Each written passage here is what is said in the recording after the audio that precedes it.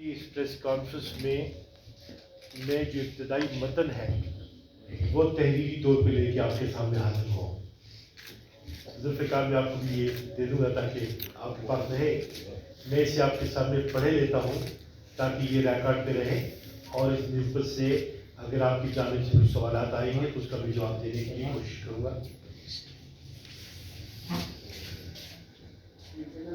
پاکستان کے نظام کو اللہ اور اس کے رسول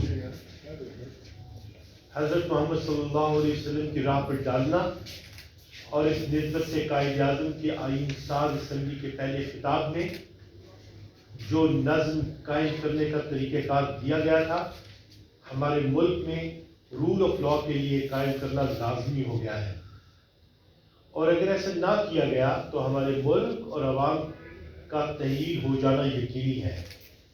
ہمارے ملک اور عوام کا تحلیل ہو جانا یقینی ہے۔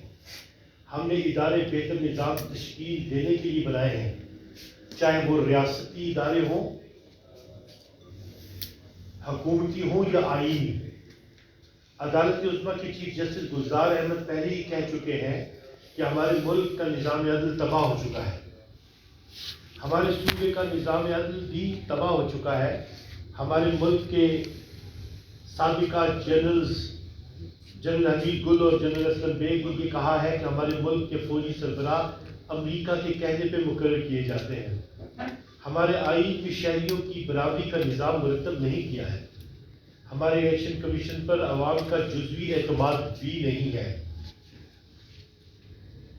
عوام کی قیادت کرنے والے لیڈرز کو یا تو پھانسی پر لٹکا دیا جاتا ہے، یا منظر سے ہٹا دیا جاتا ہے، یا تو قتل کر دیا جاتا ہے۔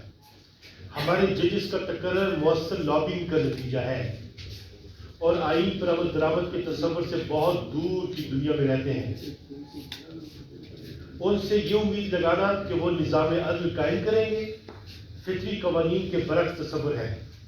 سیاست پر مافیا اور کرپٹ سرمایہ داروں کا قبضہ ہے۔